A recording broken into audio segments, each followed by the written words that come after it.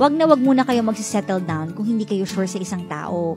Wag din kayo magsettle down kung hindi nyo naman ganun kamahal ang isang tao. Wag din kayo magsettle down just because sinabi ng mga magulang or sinabi ng kaibigan or nape-pressure kayo. Diba? Or dahil nabigla lang kayo, napasubo kayo. Maling reason yan ng pag-settle or nagpapakasal.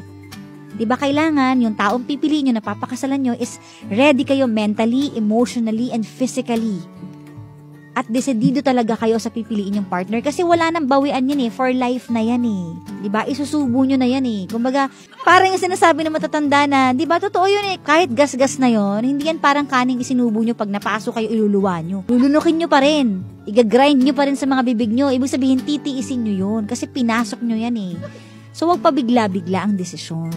Kailangan sigurado kayo sa taong mahal nyo at gusto nyo. Sa dalawang mundo, ang ibig sabihin lang nun, halimbawa, nagsisimba ka, nagdadasal ka, pero paglabas mo ng simbahan, ang daming pinipintasan, ang dami mong inaaway, ang dami mong sinisiraan, ang dami mong pinupost, ang toxic mo. May mga ganyan, o kaya naman, ayan, ginagamit mo yung katawan mo, which is, hindi naman yun yung tama. So, ba't ka pa nagdadasal at bakit ka pa nagsisimba? Kung iba naman pala yung gagawin mo paglabas. So, namumuhay ka sa dalawang mundo. At hindi maganda yun kasi parang niloloko mo si God. Niloloko mo rin yung sarili mo. Kaya minsan, alam mo yung iba, yung mga halimbawa, gumagawa tayo ng masama yung iba, hindi na lang sila nagsisimba kasi nahihiya sila sa sarili nila. Na alam nilang, gumagawa ko ng masama pero hindi ako nagisimba. Meron namang iba, nagisimba. Tawag ito, double style of living. In Tagalog, dalawang mundo nga. Bakit hindi mo ipagdasal na sana i-lead niyo po ako sa mga tamang tao sa buhay ko, sa paligid ko. Alam mo, eto, naalala ko lang, marami kasi sa atin yung ganyan yung pala simba. Tapos, yung parang kala mo sobrang banal, tapos paglabas, iba na ulit yung mundo, iba na ulit yung sasabihin, magmumura na ulit pagkatapos. Kung ikaw, pinopurso mo yung pagiging Christian mo, ipurso mo na ng dire-diretso.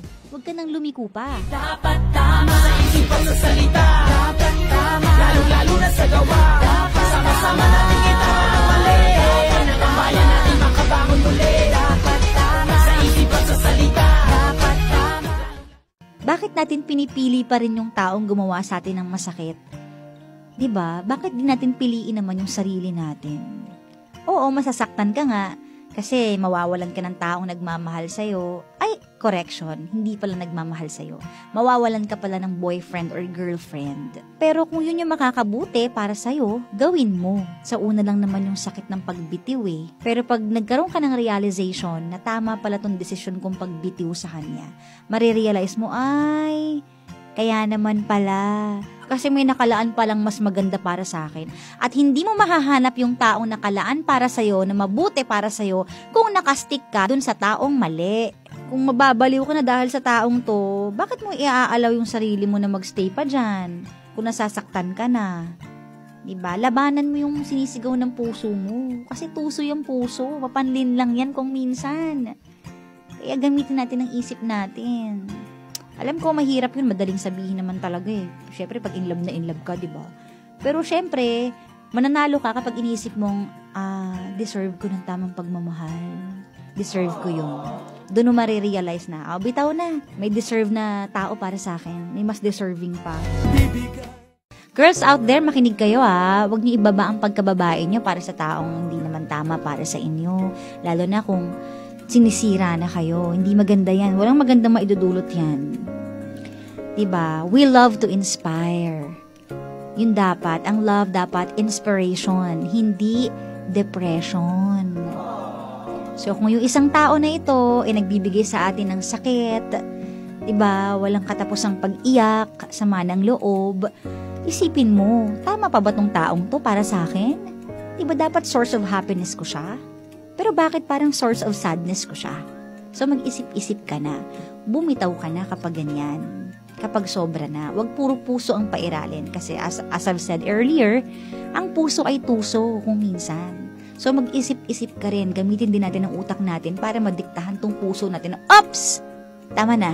Sobra na yan. Please always choose the man who will respect you and your decision, who is willing to adjust for you and for your needs. Tandaan nyo yan, girls. Diba kaya may kasabihan na talagang sulit na sulit kapag mas mahal ka ng lalaki? Kasi magkaiba ang emotions ng babae sa lalaki. Kaya kapag mas mahal ng lalaki ang babae, 'di ba, mas mauunawaan niya yung babae, mas magiging patient siya, mas maaalagaan niya, pati yung mga saltek pwede niyang palagpasin, yung mga topak natin, kasi mahal na mahal ka eh.